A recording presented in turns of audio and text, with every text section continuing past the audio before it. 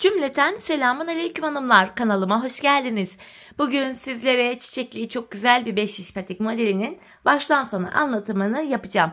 Ben patiğimde piyasada rahatlıkla bulabileceğiniz patiklik iplerden kullandım. Krem, pembe ve yeşil tonlarında. İplerimi hemen şöyle bir kenara alıyorum. Patiğimde kullandığım şişlerim ise 3 numara hanımlar. Modelimi göstereceğim sizlere. Buyurun. Modelimiz bu şekilde. Böyle güllü, çok güzel, çok şık. Hoş bir model yaptım. Bu şekilde hanımlar patiğimizin tabanı. Modelimiz bu şekilde. Hanımlar bu patik benim elimin ölçülerine göre 37, 38 ve 39 numara ayaklar için uyumlu oldu. Hemen patiğimi bir kenara bırakıyorum. Birlikte başlayalım. Patiğimize burun kısmından başlıyoruz hanımlar. Bu şekilde pembe ipimle başlayacağım. İpimin ucunda böyle küçük bir miktar ip bırakıyorum. 12 ilmek atıyoruz. 12 ilmek. Şu birinci ilmeğim. 2. Bu şekilde 12 ilmeği tamamlayacağız. Ben 5 şiş patik başlama tekniğini bütün 5 şiş patik videolarımda detaylı olarak anlattım. Şimdi sil baştan yeniden anlatıyorum. Sebebi şu. Bu videoya ilk defa denk gelecek olan hanımların da kafaları karışmasın diye. Bakalım kaç ilmeğimiz olmuş. 3, 6, 9, 10, 11 ve bir ilmek daha atıyorum 12. 12 ilmeğimi attım. Şimdi geri dönüyorum. Geri döndüğümüzde hanımlar bakın arka yüzdeyiz. İkinci şişimi alıyorum. İlk ilmeğimi örmeden alacağım ve devamında gelen ilmeklerimi arka yüzde olduğum için ters olarak örüyorum. Kanalımda farklı 5 şiş patik başlama teknikleri de var. Sizler patiğinize dilediğiniz şekilde başlayabilirsiniz. Ve sonuncu ilmeğimi de ters ördüm hanımlar. Tekrar geri dönüyoruz. Şu anda hanımlar bakın ön yüzdeyiz. Bu aşamada artık tamamen düz örgü uygulaması yapacağız ve 5 şişe de geçeceğiz hanımlar.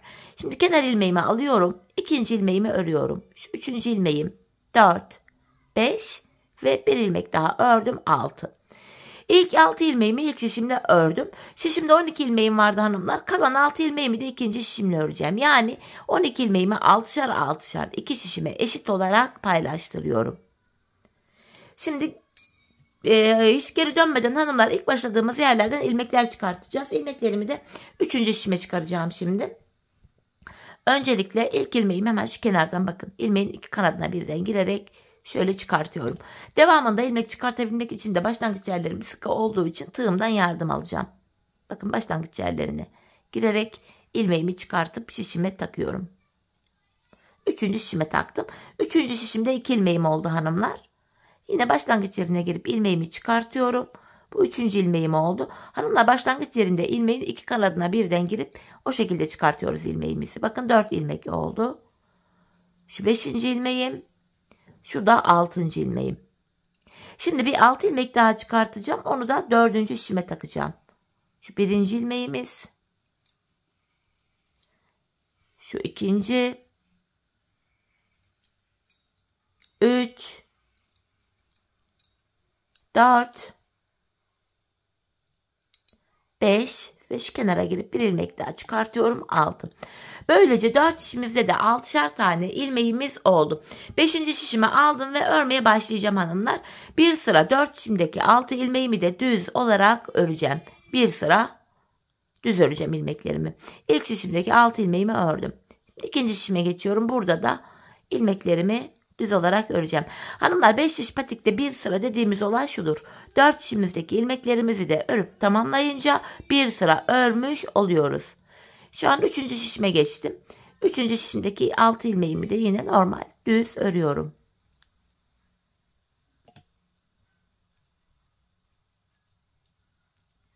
Dördüncü şişime geldim.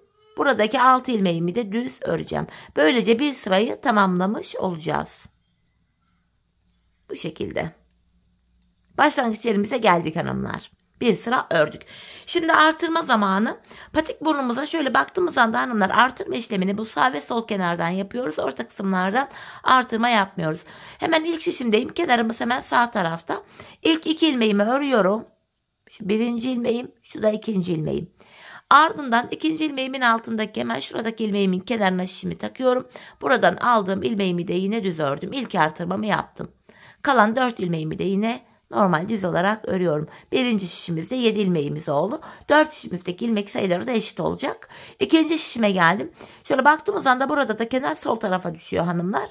Son 2 ilmeğim kalana kadar öreceğim ve ikinci şişimde de artırmamı yapacağım. Bakın sondan ikinci ilmeğimin altındaki şu ilmeğimin kenarına şişimi takıyorum. Buradan aldığım ilmeğimi de düz ördüm. Kalan 2 ilmeğim düz örülüyor. İkinci şişimde de 7 ilmeğim oldu. Üçüncü şişime geldim. Kenar hemen sağ tarafta burada da. İlk 2 ilmeğimi örüyorum. Ardından ikinci ilmeğimin altındaki hemen şu ilmeğimin kenarına şişimi takıyorum. Buradan aldığım ilmeğimi de yine düz ördüm. Kalan 4 ilmeğim de yine düz örülüyor. Üçüncü şişimde de 7 ilmeğim oldu. Dördüncü ve sonuncu şişime geldim. Burada da hanımlar kenar şöyle baktığımız anda sol tarafta bu kenarda. Son 2 ilmeğim kalana kadar öreceğim ve kenardan artırmamı yapacağım. Bakın sondan ikinci ilmeğimin altındaki şu ilmeğimin kenarına şişimi takıyorum. Buradan aldığım ilmeğimi de yine düz ördüm. Kalan 2 ilmeğim düz örülüyor. Böylece hanımlar 4 şişimizde de 7'şer tane ilmeğimiz oldu. Bir sıra artırma yaptık. Şimdi hanımlar bir sıra artırma yapmıştık. Bu sıramızda 4 şişimizdeki 7 ilmeğimizi de artırma yapmadan öreceğiz. Yani bir sıra artırma var. Bir sıra ilmeklerimizi düz örüyoruz. Sebebi şu, her sıra artırma yaparsak şayet patik burnumuz bir anda açılma yapar ve hoş bir görüntü olmaz. İkinci şişimdeki 7 ilmeğimi de yine ördüm. 3 ve 4. şişimdeki ilmeklerimi de yine artırma yapmadan düz olarak öreceğim. Bu düz ilmeklerimi örerken sizlere artırma işlemini kısaca tekrar etmek istiyorum. Artırma işlemini 1. ve 3. şişimizde ilk 2 ilmeği ördükten sonra yapıyoruz. 2. ve 4. şişimizde de son 2 ilmek kalana kadar örüp öyle artırmalarımızı yapıyoruz. 4. şişimdeki ilmeklerimi de yine düz olarak ördüm hanımlar, bir sıra ördük. Şimdi tekrardan artırma zamanı. İlk şişimdeyim hanımlar. Kenarımız hemen sağ tarafa düşüyor. Burada ilk 2 ilmeğimi öreceğim. Ardından ikinci ilmeğimin altındaki şu ilmeğimin kenarına şişimi takıyorum. Buradan aldığım ilmeğimi düz ördüm. Kalan 5 ilmeğimi de düz örüyorum. Birinci şişimizde 8 tane ilmeğimiz oldu. İkinci şişime geldim. Burada da kenar bakın sol tarafa düşüyor hanımlar. Son 2 ilmeğimi kalana kadar öreceğim ve artırmamı yapacağım. Bakın sondan ikinci ilmeğimin altındaki şu ilmeğimin kenarına şişimi takıyorum. Buradan aldığım ilmeğimi düz ördüm. Kalan 2 ilmeğim de yine düz örülüyor. Evet hanımlar, 3. şişime geldim. Burada da kenar hemen bu başta sağ tarafta. İlk 2 ilmeğimi örüyorum. Ardından ikinci ilmeğimin altındaki şu ilmeğimin kenarına şişimi taktım. Buradan aldığım ilmeğimi de yine düz ördüm. Kalan ilmeklerim yine düz örülüyor. Bu şekilde artırma yapınca kenarlarda delik bir görüntü de oluşmuyor. Patik burnumuz düzgün görünüyor. 4. ve sonuncu şişime geldim. Baktığımız anda kenar hanımlar burada sol tarafa düşüyor. Son 2 ilmeğim kalana kadar öreceğim ve burada da artırmamı yapacağım. Bakın sondan ikinci ilmeğimin altındaki şu ilmeğimin kenarına şişimi taktım. Buradan aldığım ilmeğimi de yine düz ördüm. Kalan 2 ilmeğim düz örülüyor. 4 şişimizde de 8'er ilmeğimiz oldu. Şimdi hanımlar 4 şişimizdeki 8 ilmeğimizde artırma yapmadan düz olarak öreceğiz. Sonraki sıra artırmalara aynı şekilde devam edeceğiz. Hanımlar ben bu modelimde her bir şişimde 14'er ilmeğim olana kadar artırmalarımı yaptım. Sonra modelimi kurdum. 30, 40, 41 numara gibi hani daha büyük yapmak isteyenler her bir şişe 15'er ilmek yapabilirler. Ben 14'er ilmek yaptım. Çiçek aralarında bakın 2'şer tane ilmeğimiz var. 15'er ilmek yapanlar da çiçek aralarına bir ilmek düz örecekler. Sonra modeli bu şekilde devam ettirecekler. Hanımlar şimdi hep birlikte ölçülerimize göre artırmalarımızı yapalım gelelim. Ardından birlikte çiçeklerimize başlayalım. Evet hanımlar, ben her bir şişimde 14'er ilmeğim olana kadar artırmalarımı yaptım ve geldim. Şimdi krem ipimi ekleyeceğim. Artırmadan sonra bir sıra düz örmedim. Hemen krem ipime geçiyorum. Bu aşamada ilmeklerimi hanımlar krem ipimiyle öreceğim. Tamamen krem ipimiyle düz olarak öreceğim. Hemen şu şekilde krem ipimle 2 ilmek ördükten sonra krem ipimin ucunu da burada pembe ipime şöyle bağlayayım. Patiğimiz sökülmesin diye. 2 tane buraya sıkı bir düğüm attım. İlmeklerimi düz olarak örüyorum.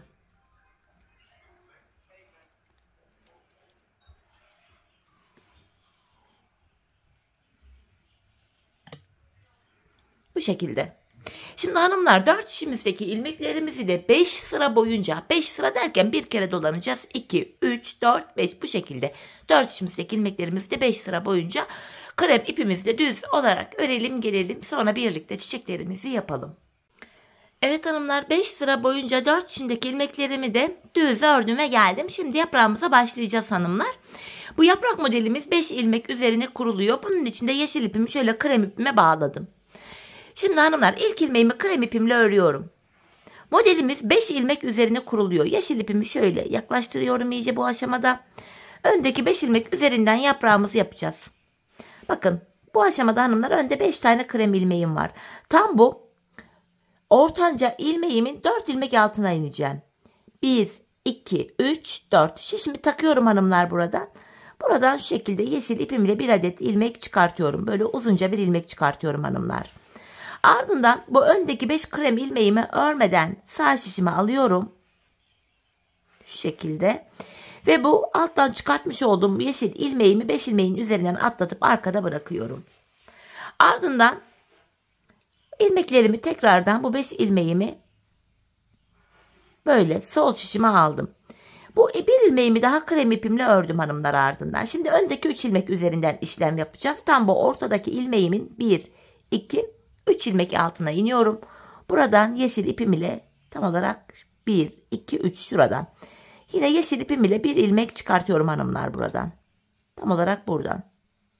Ben yeşil ipimi alıyorum elime. Yeşil ipim ile buradan yine uzunca bir ilmek çıkartıyorum. Bu şekilde. Ve bu ilmeği de hanımlar bakın öndeki 3 tane krem ilmeğimin üzerinden atlatıp şöyle arkada bırakıyorum. Tekrardan bu ilmeklerimi sol şişime aldım. Ve buradan bir ilmek daha krem ipimle örüyorum. Bu defa hanımlar bu ortadaki ilmeğimin bir ilmek altına iniyorum. Yani buraya. Şişimi taktım buradan. Yine yeşil ipimle bir ilmek çıkartıyorum ve bu defa bu yeşil ilmeğimi de ortadaki tek krem ilmeğimin üzerinden atlatıp arkada bırakıyorum. Bu şekilde hanımlar ilk yaprağımızı yaptık. Sonra bu ilmeğimi örüyorum. Hemen yanında yaprak yaptığımız 2 tane daha krem ilmeğimiz var. Bunları da ördük. Hanımlar ben şişlerime 14 ilmek yapmıştım ve çiçek aralarında 2'şer ilmeğim var. 15 ilmek yapanlar çiçek aralarına 1 ilmek örecekler. Ben 2 ilmek öreceğim 14 yaptığım için. Şimdi 2 ilmek örüyorum. İkinci çiçeğimi yapacağım hanımlar. Yine öndeki 5 ilmeğim var. Bu ortanca ilmeğimin yani 1, 2, 3. ilmeğimin 4 ilmek altına iniyorum. 1, 2, 3, 4. Yeşil ipim ile buradan yine uzunca bir ilmek çıkarttım. Öndeki 5 krem ilmeğimi örmeden sağ şişime alıyorum ve bu yeşil ilmeği 5 krem ilmeğin üzerinden atlatıp arkada bıraktım. Yeşil ipimizi buradan çok sıkmayalım. Örgümüz gergin durur, modelimiz tam düşmez. Tekrardan bu 5 ilmeğimi sol şişime aldım ve bu ilk ilmeğimi de örüyorum. Şimdi öndeki 3 ilmek üzerinden işlem yapacağız. Bu ortanca ilmeğimin 1, 2, 3 ilmek altına indim. Buradan yine yeşil ipimle uzunca bir ilmek çıkarttım. Bu 3 ilmeğimi yine sağ şişime aldım. Bu alttan çıkarttığım uzun ilmeğimi, yeşil ilmeğimi 3 ilmeğin üzerinden atlatıp arkada bırakıyorum. Tekrardan ilmeklerimi sol şişime aldım ve buradan bir ilmek daha ördüm. Şimdi tam bu ortadaki ilmeğimin, öndeki ilmeğimin bir ilmek altına iniyorum. Şişimle oradan yine şöyle girip yeşil bir ilmek çıkarttım ve bu yeşil ilmeği de bu tek krem ilmeğin üzerinden atlatıp arkada bırakıyorum ve bu ilmeğimi örüyorum. Bakın ikinci yaprağımızı da yaptık. Hemen 2 ilmeğim daha var. Model yaprak olan. Bunu da ördüm. Yeniden model arasında 2 ilmeğimiz var hanımlar. 1. İkinci şişimden devam ediyorum. 2. Her şişe 2'şer tane model yapıyoruz hanımlar. İlk şişimize yaptık. Şimdi aynı modeli buradan da devam ettireceğiz. Öndeki 5 ilmeğimin ortancasının 1, 2, 3, 4 ilmek altına inip buradan şöyle yeşil ipim ile bir ilmek çıkaracağım. Şöyle bir adet ilmek çıkartıyorum ve öndeki 5 ilmeğimi böyle sağ şişime aldım. Ardından yeşil ilmeğimi bu 5 ilmeğin üzerinden atlatıyorum. Tekrardan bu ilmeklerimi sol şişime alıyorum. Ve bu ilk ilmeğimi krem ile ördüm. Şimdi öndeki 3 ilmek üzerinden işlem yapacağız. Bu ortadaki ilmeğimin tekrardan 3 ilmek altına iniyorum. 1, 2, 3. Tekrar yeşil ipim ile buradan bir ilmek çıkartıyorum ve bu ilmeğimi öndeki 3 ilmeğimin üzerinden atlatıp arkada bırakıyorum. Tekrardan ilmeklerimi sol şişime aldım ve buradaki bir tane krem ilmeğimi yine krem ipimle örüyorum. Tam ortadan bu defa hanımlar ilmeğimi bir altına yani şuraya girerek yeşil ipimle bir ilmek çıkartıyorum. Ve bu ilmeğimi de önündeki kremin üzerinden atlatıp arkada bırakıyorum. Bu ilmeğimi krem ipimle ördüm. Hemen yanındaki 2 ilmeğimi de yine örüyorum. Buradaki yaprağımızı da yine tamamladık. Yaprak aralarında 2'şer tane ilmeğim var. Örüyorum. Dediğim gibi 15 ilmek yapanlar şişlere aralara 1 ilmek örecekler. Aynı işlemi hanımlar devam ediyorum. Bu ortanca ilmeğimi yine 4 ilmek altına inip uzunca bir ilmek çıkarttım. 5 ilmeğimi sağ şişime alıp bu yeşil ilmeği 5 ilmeğin üstünden atlatıp arkada bırakıyorum. İlmeklerimi yeniden sol şişime aldım. İlk ilmeğimi örüyorum bu defa. Şimdi de öndeki 3 ilmek üzerinden yapacağız modeli. Ortadaki ilmeğimin 3 ilmek altına inip uzun bir ilmek çıkarttım yine.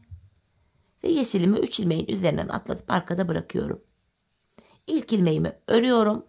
Ardından bu ortadaki ilmeğimin bir ilmek altına inip şöyle yeşil ipimle bir ilmek daha çıkartıyorum ve bunu da öndeki bir tane krem ilmeğimin üzerinden atlatıp arkada bırakıyorum.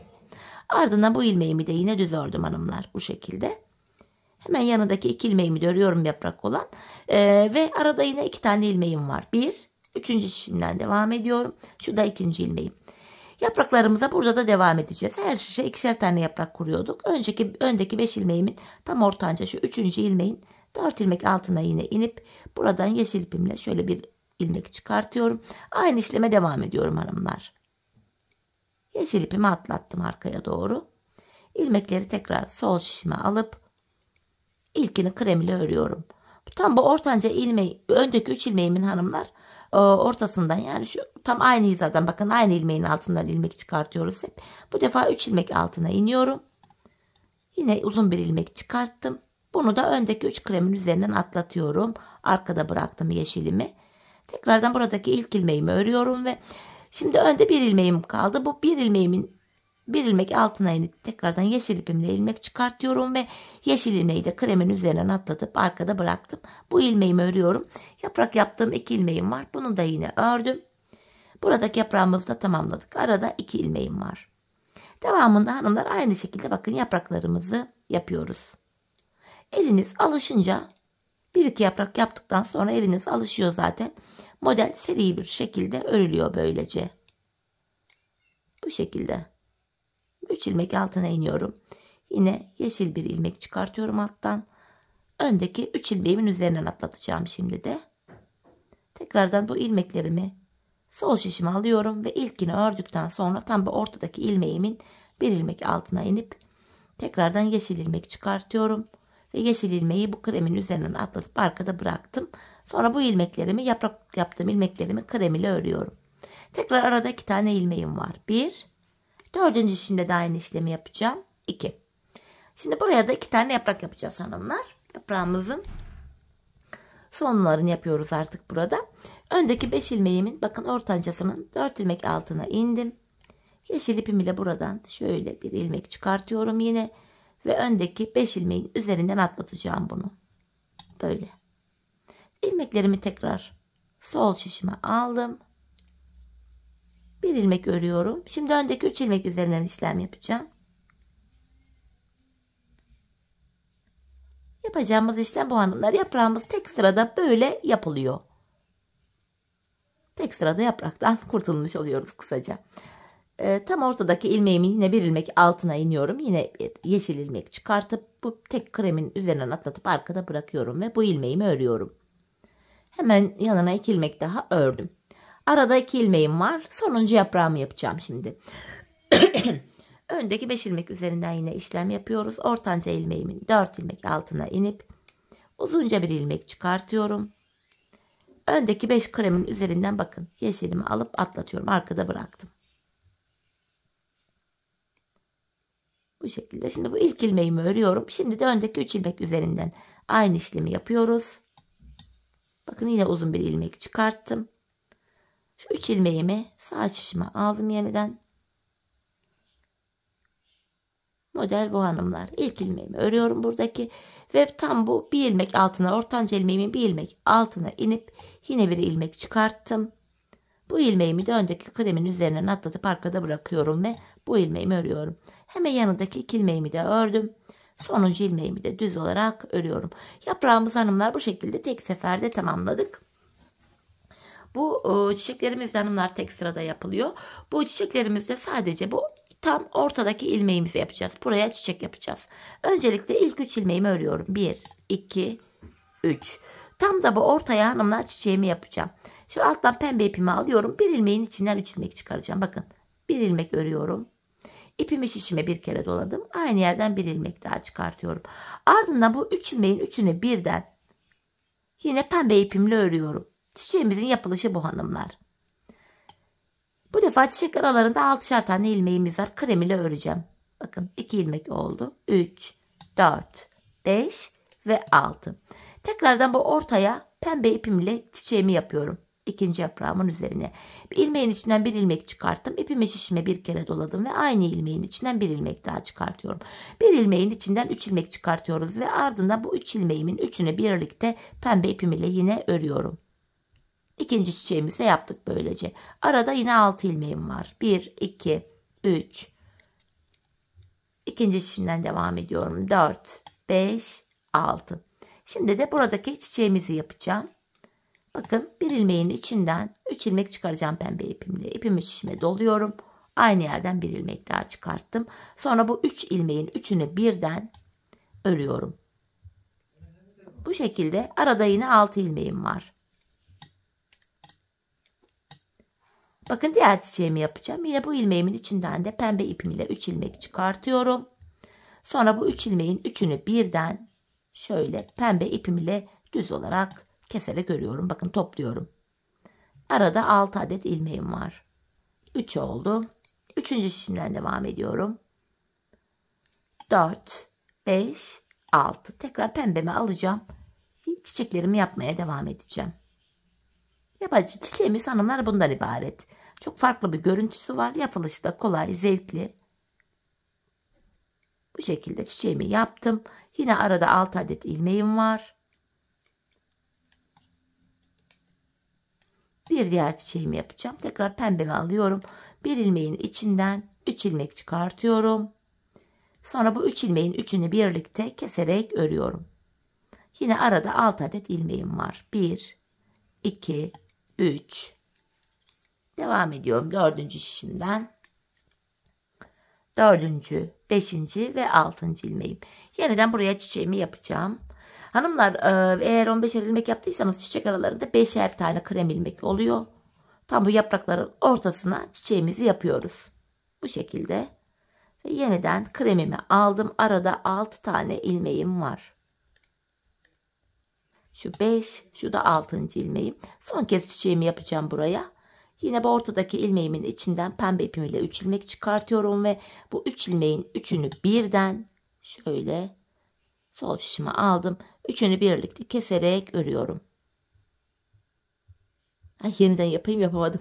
Yaptım. Son çiçekte nazara geldim. Bu üçünü birden bu şekilde örüyorum hanımlar. Şu şekilde. Ve buradaki 3 ilmeğimi de krem ile örüp ilk çiçeklerimizi böylece tamamlıyoruz. Çiçeğimiz bitti hanımlar. İlk sıra çiçeğimiz. Şimdi yapacağımız işlem şu. Renkli iplerimizi bıraktık. İlmeklerimizin tamamını bu aşamada artık krem ipimiz ile düz olarak örüyoruz. Bakın pembe ilmeklerimi de aralardaki krem ilmeklerimi de hepsini krem ipim ile düz örüyorum. Böyle hanımlar.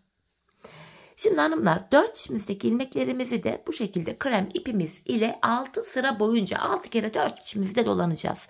İlk modelimizi yaparken başlangıç olduğu için 5 sıra örmüştük. Şimdi 6 sıra boyunca krem ipimiz ile örelim gelelim. Sonra ikinci çiçeklerimizin de nasıl başlayacağınızı, nasıl yapılacağını sizlere kısaca anlatacağım. Evet hanımlar, ben 6 sıra krem ipim ile düz ördüm geldim. Şimdi ikinci çiçekleri yapacağız hanımlar.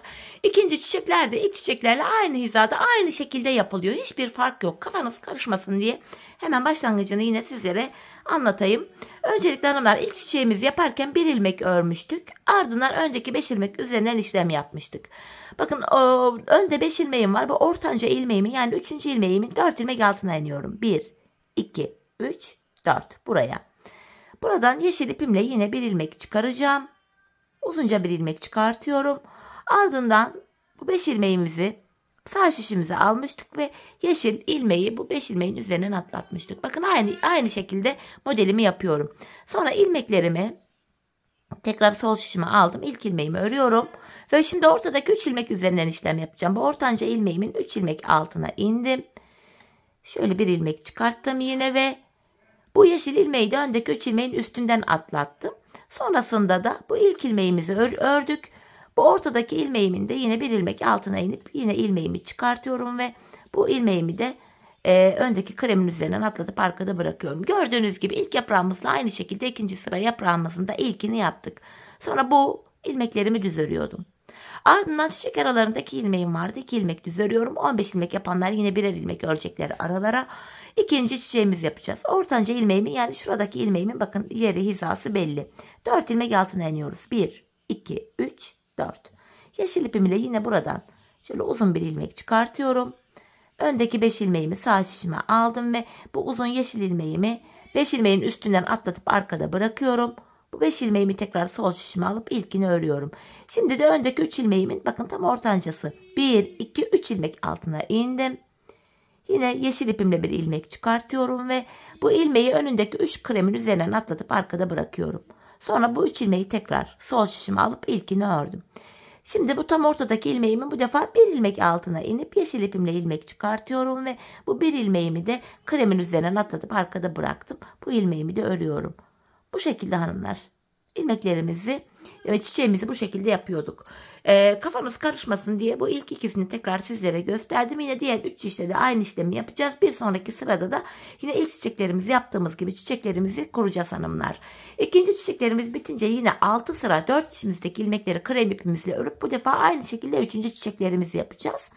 3. çiçeğimiz bittikten sonra 4 çiçeğimizdeki ilmeklerimizi 2 sıra hanımlar krem ipimizle, sadece 2 sıra krem ipimizle örelim gelelim. Sonra da birlikte bilek ayrımına başlayalım. Evet hanımlar, ben toplamda 3 tane çiçeğimi bitirdim geldim. Çiçek bitiminde de 2 sıra ilmeklerimi krem ipimle düz ördüm. Şimdi pembe ipimize geçiş yapacağız. Krem ipimizi kullanmayacağız. Hemen şöyle pembe ipimi alıyorum.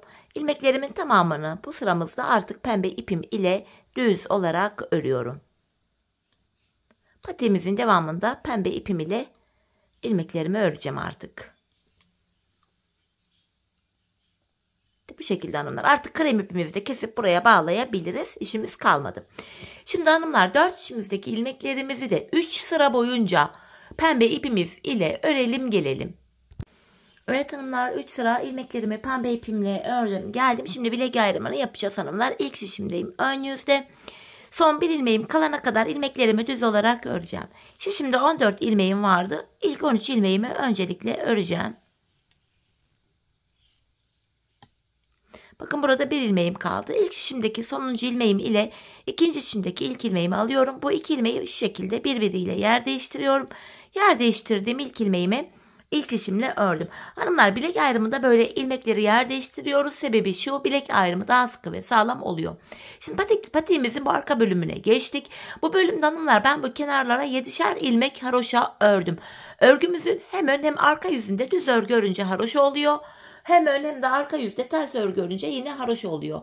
Ben örgümün her iki tarafında da düz örgü örerek haroşalarımı elde ediyorum.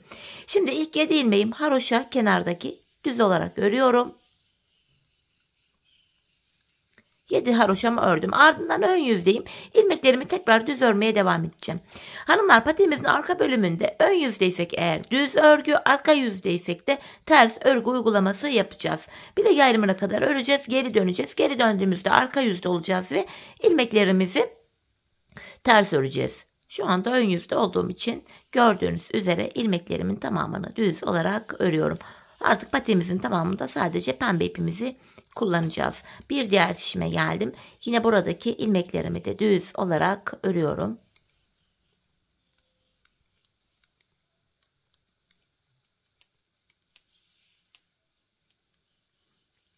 Bir diğer şişime daha geldim. Bakın bilek ayrımı yaptığımız şişimiz. Burada da ilmeklerimi düz öreceğim. Son 7 ilmeğim haroşa hanımlar. Son 7 ilmeğimi de yine düz öreceğim. Bakın son 7 ilmeğim var burada. Haroşalarımı örgümün her iki tarafında da düz örgü örerek yapıyorum. Sizler ters örgü de yapabilirsiniz. Artık hangisi kolayınıza gidiyorsa. Bakın bilek ayrımı yaptığımız yere geldik. Bundan sonrasında geri dönüyoruz hanımlar. Şu anda arka yüzdeyiz. Burada kenar ilmeğimi ben sonuncu ilmeklerimi ördüğüm için ilk ilmeklerimi örmeden alıyorum. Kenar ilmeğimle birlikte toplam 7 ilmeğimi düz örüyorum haroşa olması için. Bakın 5 ilmek oldu. 6, 7. Buraya bir diş haroşamız düştü. Şimdi arka yüzde olduğum için diğer ilmeklerimi de ters olarak öreceğim.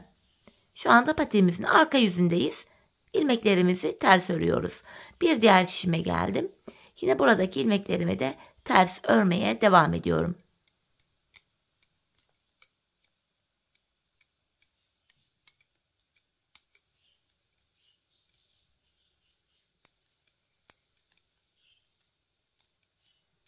Diğer şişime geçtim.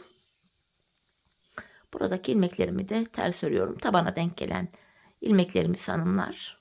Patemizin tabana bu bölüm.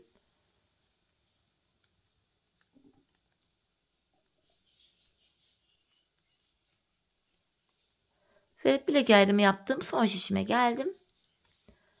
Burada da yine ilmekleri ters öreceğim. Kenardaki son 7 ilmeğim haroşa olduğu için sadece son 7 ilmeğimi düz öreceğim. Bakın burada son 7 ilmeğim kaldı. Haroşa olduğu için bunları da düz olarak örüyorum.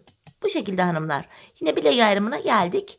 Bilek ayrımından sonra hep döneceğiz. Yapacağımız işlem böyle. Bilek ayrımına kadar öreceğiz, geri döneceğiz. Öreceğiz, geri döneceğiz. Patiğimizin arkası bu şekilde ilerleyecek. Yine kenardaki ilk 7 ilmeğim haroşa. Bakın haroşalarımı yine düz örüyorum. Devamında gelen ilmeklerimi de yine ön yüzde olduğum için düz olarak örüyorum. Yapacağımız işlem bundan ibaret hanımlar. Şöyle baktığımız anda bu kenarlarımızda birer diş haroşamız oluştu bile. Hanımlar ben bu patiğimin şu arka bölümüne buraya toplamda 16 sıra 16 diş haroşa ördüm. Benim ölçülerime göre tam geldi. Sizler bu aşamada patiğinizi ayağınıza giyin hanımlar. Örerken ayağınıza giyin, ölçün, buna göre yapın. Patiğinizin arkası şu topuğunuzun kenarına gelene kadar örmeniz gerekiyor. Bu şekilde ölçerek, deneyerek yaparsanız patiğiniz ayağınıza tam olur. Büyük ya da küçük oldu diye bir sorun yaşamazsınız. Şimdi hanımlar hep birlikte patiğimizin arka bölümünü ölçülerimize göre örelim gelelim. Ardından da birlikte topuğumuzu keselim. Evet hanımlar, patiğimin arka bölümünü tamamladım ve geldim. Tam da bu aşamada bilek ayrımından sonra hanımlar bakın bu bölüm genişlediği için ilmeklerin hepsi böyle dümdüz duruyor. Yani tek şişte toplanacak duruma geldi bu şekilde. Ben bu aşamada ön yüzden baktığımız anda bu sol tarafa 24 ilmek ayırdım. Topuk kesiminde bana kolaylık sağlasın diye. Şimdi birlikte topuğumuzu yapmaya başlayacağız. Topuk bölümünde kenardaki 7 ilmek haroşamızı yine haroşa olarak öreceğiz. Model bütünlüğü sağlansın diye. Öncelikle 7 haroşamı örüyorum. Şu 6, şu da 7. haroşa ilmeğim. Ardından ön yüzdeyim. İlmeklerimi düz olarak ve sayarak örmeye devam edeceğim. 7 haroşamı örmüştüm. 8, 9, 10, 11, 12, 13, 14, 15, 16, 17, 18, 19, 20, 21, 22, 23. İlk 23 ilmeğimi normal düz olarak ördüm. 24. ilmeğimi örerken öndeki 2 ilmeğimi alıyorum. İkisini birlikte keserek örüyorum. 23 ilmek ördüm. 24. de kesim yaptım. Zaten bu sol tarafa da buraya da 24 ilmek ayırmıştık. Topuğumuz için orta kısımda hanımlar 7 ilmeğimiz kaldı. Bu 7 ilmeğimiz her seferinde birer birer kesilerek eksilecek, bitecek ve böylece patiğimizin topuğu oluşacak. Şimdi yapacağımız işlem şu. Kesim yaptıktan sonra geri dönüyoruz. Bakın arka yüzdeyiz. Kesim yaptığım ilk ilmeğimi örmeden alıyorum. Devamında gelen diğer ilmeklerimi arka yüzde olduğum için ters olarak örüyorum. Sadece kenardaki son 7 ilmeğim haroşa olduğu için son 7 ilmeğimi düz öreceğim. Bakın son 7 ilmeğim var burada. Düz olarak örüyorum. Bu şekilde. Şimdi geri döndük. Ön yüzdeyiz hanımlar. Bir önceki sırada yaptığımız işlemin aynısını tekrar edeceğiz. Yani ilk 23 ilmeğimizi öreceğiz. 24.'yü örerken kesim yapacağız.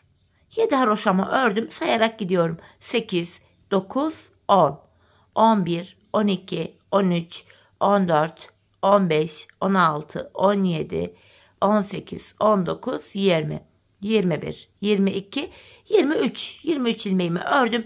24.'yü örerken yine öndeki 2 ilmeği alıyorum. İkisini keserek örüyorum. İkinci kesimimizi de yaptık. Bir önceki sırada bu arada 7 ilmeğimiz vardı. Şimdi baktığımız anda 1 ilmek eksildi. 6 ilmek kaldı. Ne yapacağımız işlem şu. Kesim yaptık. Geri döneceğiz hanımlar kesimden sonra yine. Arka yüzde ilmekleri öreceğiz. Ön yüzde yeniden ilk 23 ilmeği öreceğiz. 24.'yü örerken kesim yapacağız. Biz bu kesim işlemini aradaki 6 ilmeğimiz birer birer bitene kadar devam edeceğiz. Şimdi hep birlikte patiğimizin topuğunu sizlere tarif ettiğim gibi bu 6 ilmeğimiz bitene kadar örelim gelelim. Evet hanımlar, patiğimin topuğunu bu şekilde kestim ve geldim. İlk başta hanımlar bu sol tarafa 24 ilmek ayırmıştık. Şimdi sağ şişinde de kesimlerden sonra 24 ilmeğim kaldı. Yani Her iki şişimizdeki ilmek sayıları da birbirine eşit. Bu aşamada patiğimin düz tarafı içeride, ters tarafı da dışarıda olacak şekilde böyle ikiye katlıyorum. Ben tığ ile kolay kesim yapabildiğim için tığımı aldım hanımlar. İlk kesimim şöyle. Benden taraftaki şişten bir ilmek, ikinci şişten de bir ilmek alıyorum. İkisini birlikte keserek örüyorum. Diğer kesimlerimi de şöyle yapacağım. Benden taraftaki şişten bir ilmek, ikinci şişten de bir ilmek alıyorum. İkinci ilmeği ilkinin içinden geçiriyorum. Tığımdaki ilmekleri topluyorum. Benden taraftaki şişten bir ilmek, ikinci şişten de bir ilmek aldım. İkinci ilmeği ilkinin içinden geçiriyorum. Tığımdaki ilmekleri topluyorum. Karşılıklı olarak şişlerimizden birer tane ilmek alıyoruz ve ikinci şişten aldığımız ilmeği ilk şişten aldığımız ilmeğin içinden geçiriyoruz. Tığımızdaki ilmekleri topluyoruz. Tek taraflı bir kesim oluyor hanımlar bu. Gizli kesim. Çok şık duruyor patiğimizin arkasında. Bu şekilde. Kalan ilmeklerimizi de aynı şekilde keselim gelelim. Evet hanımlar, ilmeklerimi kestim. Son ikişer ilmeğim kaldı şişlerimde. Bunları da yine diğerleriyle aynı şekilde kesiyorum. Bakın son birer ilmeğim kaldı. Yine buradaki ilmeklerimi de aynı şekilde ikinci ilmeğimi ilkinin içinden geçirerek kesimimi yapacağım. Şişlerim de boşa çıktı. Tığımdaki iki ilmeği topluyorum. En son buraya bir tane sıkı bir zincir çekip ipimi kesiyorum. Hemen ipimizin ucunu gizleyelim hanımlar. Patiğimizin şu arkalarından girerek bir de gizlerken şöyle bir de zincir yöntemiyle iyice sıkılıyorum buraya. Arka ilmek aralarından geçirerek böyle ipimizin ucunu gizliyoruz. Patiğimizin ön bölümünde bu çiçek yaptığım ilmeklerimi falan da tamamen gizledim hanımlar. Patiğimizin içi dışı böyle tertemiz görünsün diye. Bu şekilde. Hemen bakalım topuğumuza. Evet hanımlar, patiğimizin topuğu bu şekilde. Gördüğünüz gibi belli belirsiz gizli kesim. Çok şık, çok hoş duruyor. Görüntü itibariyle patik bu. Bu. Bir de hanımlar manken ayağımıza giydirelim. Öyle bakalım. Yine manken ayağımda 37, 38 numara, 39 numara için uyumlu. Bu şekilde manken ayağımda da sizlere hemen patiğimi göstereceğim. Zaten 5 şiş patikler, böyle şiş işi patikler esnek olur. Bir de ayağınıza da hani ölçerek deneyerek yaparsanız numara konusunda, büyüklük ya da küçüklük konusunda sıkıntı yaşamazsınız. Evet hanımlar, bakın patiğimi manken ayağıma giydirdim. Hemen esneklik payını da şöyle göstermek istiyorum. Bakın gözünüzün önünde yapıyorum. Gözünüzün önünde manken ayağıma giydiriyorum. Tam oluyor. Bazen yorumlarda yok benimki küçük oldu, büyük oldu gibi yorumlar gelebiliyor. Hanımlar, her defasında başlarken de bitirirken de model yaparken de hep uyarıyorum. Mutlaka ayağınıza ölçün, o şekilde yapın diye. Evet, hemen patiğimizin tabanını, topuğunu, yanlarını, arkasını böyle göstereyim. İşte bakın kesim yerimizde gayet belli belirsiz. Patiğimizin topuğu çok şık, güzel duruyor. Evet hanımlar, yine birlikte güzel bir modelin daha sonuna geldik. Umarım sizlere faydalı, hoş bir video olmuştur. Yeni modellerde, yeni videolarda buluşmak dileğiyle. Şimdilik hoşça kalın, sağlıcakla kalın.